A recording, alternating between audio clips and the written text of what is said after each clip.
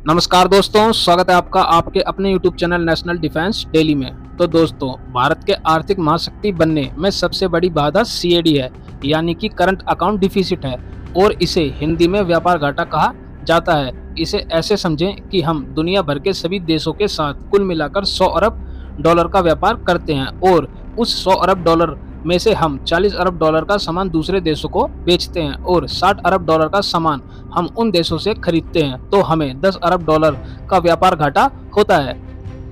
और यकीन मानिए, जब तक भारत इस व्यापार घाटे को व्यापार लाभ में नहीं बदल देता, तब तक हम किसी भी कीमत पर आर्थिक महाशक्ति नहीं बन सकते। यह असंभव है। इसीलिए भारत सरकार पिछले कई सालों से व्यापार घाटे को तेजी से कम करने की कोशिश कर रही है और इसी के तहत भारत ने पिछले 4-5 सालों में ये रणनीति अपनाई है कि हम चीन के साथ कम व्यापार करेंगे, जबकि हम अमेरिका और यूरोप के साथ अधिक व्यापार करेंगे। और इससे हमें ये फायदा होगा, जो हम चीन के साथ व्यापार करते हैं उसमें हम उनसे लगभग 70% आयात करते हैं और केवल 30% निर्यात करते हैं। यानी जो चीन और भारत का व्यापार है वो 100 अरब डॉलर का है और हम उस 100 अरब डॉलर में से उनसे 70 अरब का माल खरीदते हैं और 30 अरब का निर्यात उन्हें करते हैं। वहीं अगर अमेरिका की बात करें तो यह मामला बिल्कुल उल्टा है। दरअसल हाल के वर्षों में हमने अमेरिका के साथ लगभग 110 अरब डॉलर का व्यापार किया है, जिसमें हमने उनसे 40 अरब डॉलर का सामान खरीदा और 70 अरब डॉलर का सामान उन्हें निर्यात किया है। यानी हमारा व्यापार लाभ 30 अरब डॉलर से भी ज़्यादा है। इसलिए जब हम अमेरिका और यूरोपीय देशों के साथ व्यापार करते हैं तो हमें व्यापार लाभ मिलता है। हम उन्हें माल बेचते हैं ज़्यादा और खरीदते हैं कम। अब इस रणनीति का फायदा देखने को मिल रहा है। दरअसल खबर सामने आई है कि वित्त वर्ष 2023 की चौथी तिमाही में, यानी कि 3 महीने के भीतर भारत का व्यापार घाटा ऐतिहासिक निचले स्तर पर आ गया है और 1.3 अरब डॉलर के आसपास रह गया है। वहीं GDP से इसकी तुलना करें तो यह हमारी GDP के मुकाबले सिर्फ 0.2% ही रह गया है और इसे भारत की बड़ी सफलता कहा जा रहा है। और हमारा जो व्यापार घाटा है वो अब तक के सबसे निचले स्तर पर आ गया है।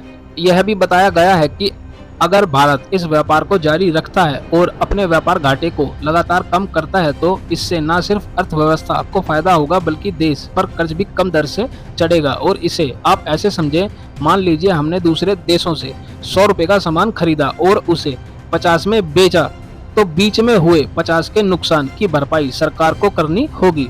और वो कहां से पूरी होगी? वो दूसरे देशों से कर्ज लेकर पूरी की जाएगी। लेकिन अब मान लीजिए कि यह व्यापार घाटा हम आने वाले वर्षों में मुनाफे में बदल देते हैं, तो यह हमें दुगना फायदा भी देता है। सबसे पहले तो कर्ज कम होगा, साथ ही भारत सरकार का खजाना भी बढ़ेगा, जिससे सरकार अधिक कल्याणकारी योजनाएं चला सकेगी, देश की जनता को अधिक लाभ दे सकेगी, कराधान कम होगा।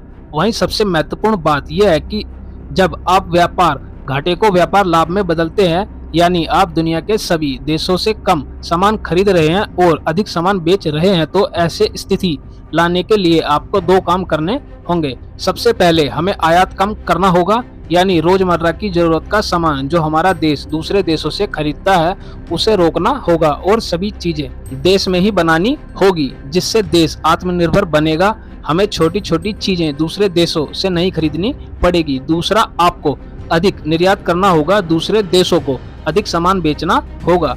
और जब भारत ऐसा करेगा तो देश में नई फैक्ट्रियां लगेंगी, नई कंपनियां स्थापित होंगी, जिससे अर्थव्यवस्था मजबूत होगी और लोगों के लिए रोजगार के नए साधन खुलेंगे। और इसीलिए मैंने वीडियो की शुरुआत में कहा था कि अगर भारत को एक बड़ी आर्थिक महाशक्ति बनना है तो व्यापार घाटे को व्यापार लाभ में बदलना ही एकमात्र रास्ता है। और ये बहुत मुश्किल काम था, जिसे भारत ने 1 तिमाही में कर दिखाया। लेकिन अब हमें इस वर्ष की 4 तिमाहियों में भी ऐसा ही करना होगा और आने वाले कई वर्षों तक लगातार इस अभ्यास का पालन करना होगा, तभी हम एक मजबूत महाशक्ति बन पाएंगे। बहरहाल, आप इस पूरे मामले पर क्या सोचते हैं कमेंट करके जरूर बताइएगा और साथ ही चैनल को भी सब्सक्राइब कर लीजिएगा। फिलहाल इस वीडियो में इतना ही। Thanks for watching the video.